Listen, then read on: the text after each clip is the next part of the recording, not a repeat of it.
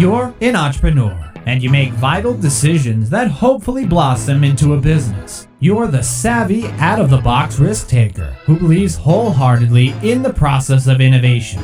Innovation that will change the world.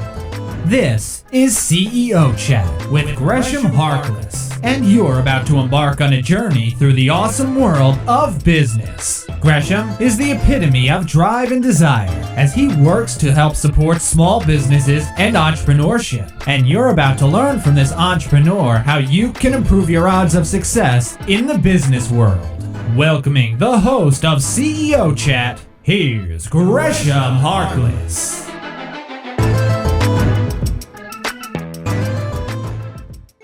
So, hello. This is Gresh from the I Am CEO podcast, and we're live here at Intelligent Office, and I have a very special guest on the show today. I have Dmitri Dubograev. Dmitri, excited to have you on the show. Thank you. Thanks for inviting me. Yeah, absolutely. So, since we're here live at Intelligent Office, I wanted to kind of kick everything off by hearing a little bit more about your story. We'll let you get started with all the awesome work you're doing. Okay. So I'm an American of Belarusian descent. I've been in the U.S. for over 30 years now, and practicing law, graduated from Washington and Lee. Been lucky to come to the U.S. even before the Berlin Wall fell. It was sort of prompted by Gorbachev-Reagan exchanges, and then decided to continue education. Went back to Washington and Lee, practiced law with big law firms, and since September 2001, I'm basically not solo mio, but I set my own law firm. And we essentially a boutique small law firm representing small businesses, championing basically IT people. A lot of our clients speak with funny accents. Okay. And we essentially helping out small guys to penetrate markets, protect their intellectual property, basically build architecture for the business. And we sort of champions of small businesses. And we've seen, clients that grew from essentially friends, fools, and family as store or little applications to companies that are, have global reach and the use. So. Yeah, that's absolutely awesome. And all my family is from the South, so and the funny accents probably aren't from the South. They're probably going a little bit to other parts of the world, I'm guessing, right? Both. But that's awesome to hear. I think that so many times when we talk about and think about business, we think about all the things that you're going to do, you're going to build, and all those things. But I think we sometimes skip over that kind of protection aspect. And it sounds like that's a lot of like what you do to kind of make sure not only that something's built and it's done well, but that they feel like they have the correct, for lack of a better term, partner that they can lean on. Yeah, that's a good philosophy to approach. And also, I think, in addition to sort of professional skills that we've been, basically learning through the years, also when we're involved in any businesses, including myself, we are very personally involved. And sometimes we are maybe even biased. And sometimes, we engaged or guilty of wishful thinking. And so sometimes you need somebody on the side basically come and say, like, are you stupid? But in addition, I maybe, my gray hair lets me use my freedoms a little bit more with clients that are usually a little bit younger than I am. But also we kind of, without mentoring and without, being too overly protective, we help them make the right choices, basically. Essentially, I usually say, big fences make good neighbors. And so the same way in businesses, if you protect it, then you are certainly less of a target, less of a, subject to something that could certainly, fail. And also I think, in my view, like I love waking up in the morning and going to work, and I feel like I'm contributing to what my clients, do and how they grow. And to me, for instance, corporate law is not about greed. It's really about connecting people from the point of view of merging their vectors of development and essentially making, even though maybe it's a little bit, analogy to say that win-win situation is that when money comes in and finances, a kid that looks like a 12-year-old, and then 12-year-old uses that money to create something important and useful, that's something that sort of makes us proud. Yeah, that makes so much sense, and especially I feel like, again, anytime you have some type of business that's making an impact and they're creating a lot of really great things with their products and services, you kind of sometimes forget about the behind the scenes things and the people that you like, not even behind the scenes, probably on the side of them, making sure that they are doing the right things. Like you said, that they do have those big fences up because that allows them to be able to operate. And I feel like even those constraints, or knowing what you are and what you can do, or who your organization is and what it isn't, sometimes allows you to be even more creative and innovative and to make even bigger, better impact. Yeah, and you basically you kind of being protected from all sides, and then you could probably run a little bit faster without looking back. And we have clients that do great games. We have clients, for instance, if you look at games, War Thunder, Escape from Tarkov, and many others. We also have represent clients such as essentially virtual, and usually they say it's a romantic application. Essentially Star Walk, so you could take a phone at night and look at the stars and see the paths to planets and cool. constellations.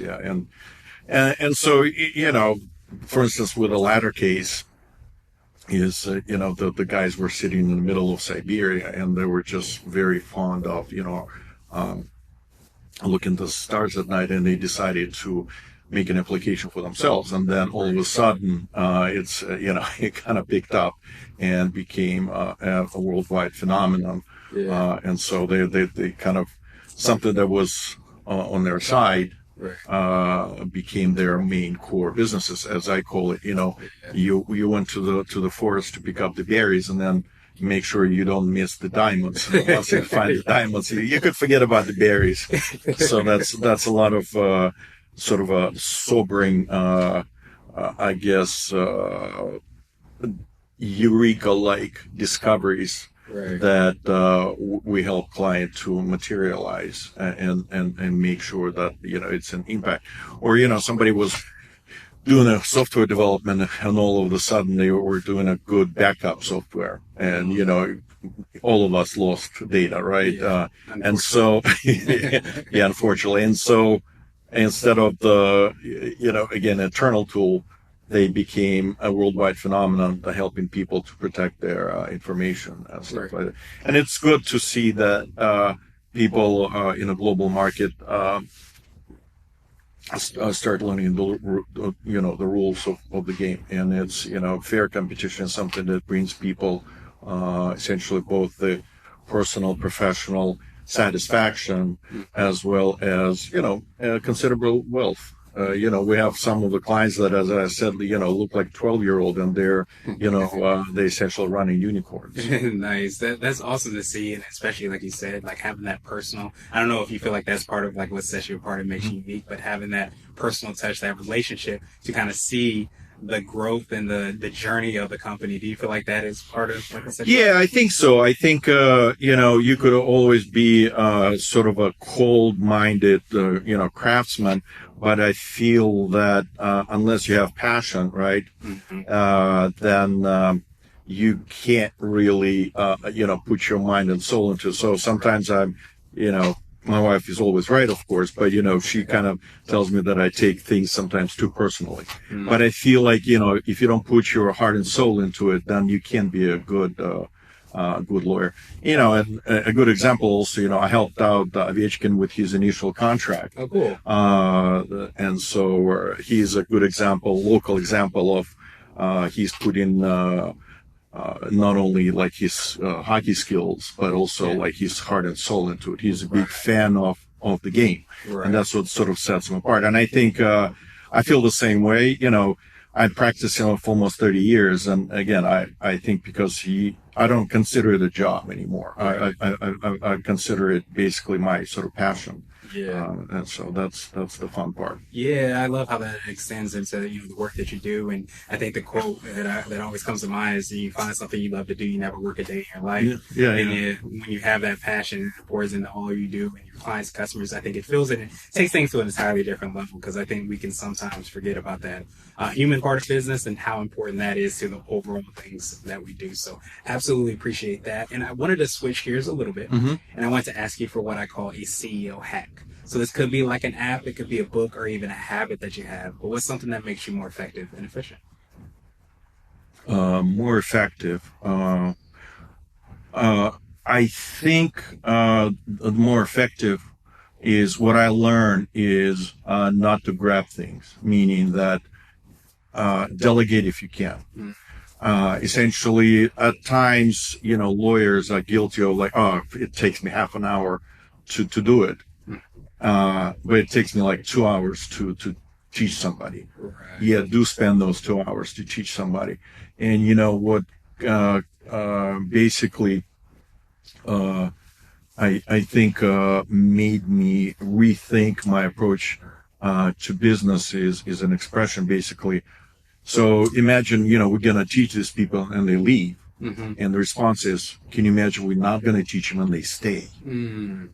So, so to me, like in my business, I always share my knowledge. Right. And when people go beyond what I know, I'm happy and always give credit. I think, I used to work for firms and, with intermittent personal successes in terms of relationship, but I felt like those who succeed always work as a team and credit.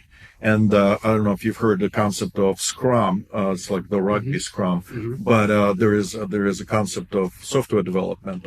Essentially, you put teams together, and not necessarily in hierarchy. You put somebody in charge, and just the person. What I tell people that even though I'm a boss, I consider me just not a supervising attorney, but I consider just me more senior specialist. But you run with it.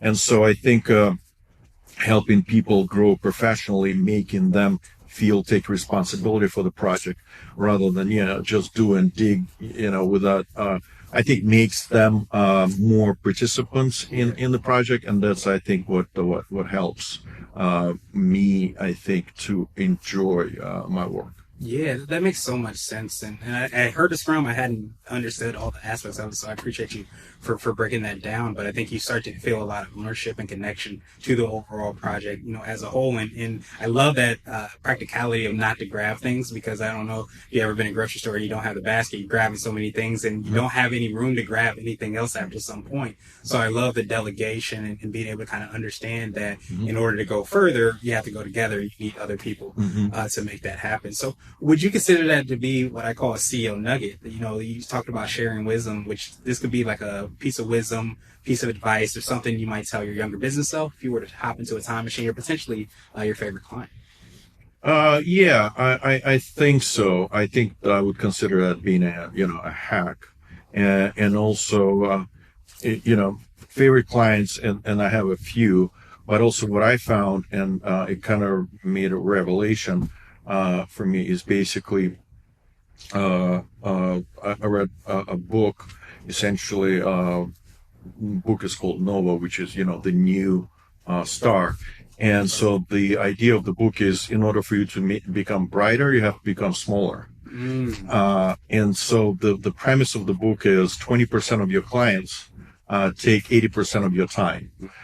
So you got to fire basically, for lack of a better word, cut fat, in the sense that, you do chase, you do spend time, for the clients, but in order for you to dedicate yourself to people that appreciate your efforts, you have to start firing clients that don't. Yeah. And so to me, that was also kind of a second revelation. So if you said, time machine, if I were to go back, I would fire a few more beforehand, and basically focusing on the ones that do appreciate sort of the efforts. Yeah, I love that and never really thought about that. In order to shine brighter, you have to kind of trim that back. You have to get a lot smaller in order to make a bigger impact, because I think you start to be more laser focused, be able to serve your clients more. You start to be better able to make a even bigger impact. So I absolutely appreciate that. And so now I want to ask you my absolute favorite question, which is the definition of what it means to be a CEO. And our goal is to have different quote unquote CEOs on this show. So Dmitri, what does being a CEO mean to you? I think, CEO means Chief Exploration Officer, so you have to explore. You can't sit on the same spot. You're going to teach yourself. And I think also kind of make an impact. And obviously we all, need to, kill that dinosaur and bring, food to the table. But also I found that, for instance, make an impact in people's lives important. I've been completely apolitical, but recently I wrote a book just published on Amazon called The Red New Deal. And I found this balance between my day work and now sort of my passion of helping this country to get rid of the remnants of socialism. My first part of my life was, living under socialism, and unfortunately, a lot of young people are infatuated with socialism. They think it's that big, white ivory tower, and we have to chase. And I'm trying to show, without, again, being overly, mentoring, but kind of in the examples, as to why socialism is not the case. And it's not only that, I know that there is obviously greed of capitalism that has been always criticized, but the socialism is essentially it's not equity, it's not, it's not equality. It's basically everybody's putting stuff in the basket, and then somebody rules it, and gives you the crumbs from their table. And I always give an example that, people run after, free healthcare. And so my book essentially, The Red New Deal, meaning that whatever the socialist building, it always becomes red in a sense, communist. But also, when everything is free, you are the price. If you remember Steve Jobs said, when product is free, you are the product. So I did a spoof on that. And I always give an example, and also in my book, for instance, that when I had to go to the U.S., and it was during the Soviet time, the Soviet Union basically considered you as a person subject, and they will tell you what to do, and if something happens to you, they kind of responsible for you. So they wouldn't send you on a trip over 6 months unless you remove your wisdom teeth. And my wisdom teeth were completely fine, but they had their rules. And so I had a flight scheduled essentially in 2 weeks, and then I go to the dentist, and they had only 2 Novocaine shots, and I had 4 teeth. Oh my goodness. So out of the 4 teeth, 2 were without Novocaine. And so when people tell me about the free healthcare, I always give that example. And I said, listen, trust me, you do want to pay. So I had a choice, either forego my potential trip as an exchange student, or, suffer through removal of my wisdom teeth. No Novocaine. I'm not even talking about you being knocked out, but dry. So, I don't know if it's a hack, but I think you're right. Find something you like to do and never work in your life. But also, I think find also something else that you would supplement. Otherwise, your main cause or main craft will become become a grind at some point. Yeah, that makes so much sense. And I love that chief exploration officer, because I think it to me also speaks to the journey of entrepreneurship and exploration. And I think that exploration, while we think about it being just business, it also means so many other things. So that's why I love that you explored and of course are bringing back that information for people to make sure that they're making informed decisions, which I think is the best thing that you could do. So Dmitri, truly appreciate that definition. And of course, I appreciate your time even more. So what I want to do now is pass you the mic, so to to speak, just to see if there's anything additional you can let our readers and listeners know, and of course, how best people can get a hold of you and your team and find out about your book and all the awesome things that you're working on. So we are in Old Town Alexandria, best town in the world. If you in the U.S. for sure, most beautiful. So my firm is called Femida.us. So for those who don't know Greek mythology, Femida, Themis, is the blind lady, Lady Justice. So we could be found on in Old Town, and obviously to the internet. We always ready to help out small businesses, particularly if you have any aspects relating to intellectual property. We certainly, and just be passionate about what you do, and I think you could always have success in whatever craft you choose. Yeah, I absolutely love that. And of course, to make it easier, we're going to have the links and information in the show notes so that you can get a hold of Dmitri and find out about all the awesome things that he's doing.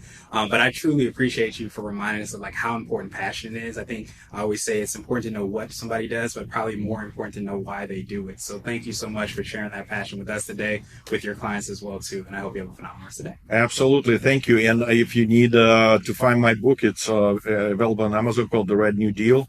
And even if you disagree with me, maybe politically, I hope you could at least, read it, make points, and, don't trash it too much. But if you disagree, I'm happy to hear your standpoint. And I think this country needs to get on a sort of level of political discourse that is respectful to each other's political views. And I think, we have a great future ahead of us if we all just abide by civility rules. Yeah, I would definitely agree with that. Get that situation when iron sharpens iron. So I appreciate you for sharing that. We too will have that in the show notes as well too, so that everybody can get a hold of you and a copy of the book as well too. Okay, so, great. Thank you, Dmitri. I appreciate you. Thank you very much. Thanks for inviting, and everybody, good luck, and let me know if I can be of any assistance. Okay, perfect. Thank you, Dmitri. You're natural. All right. I appreciate it.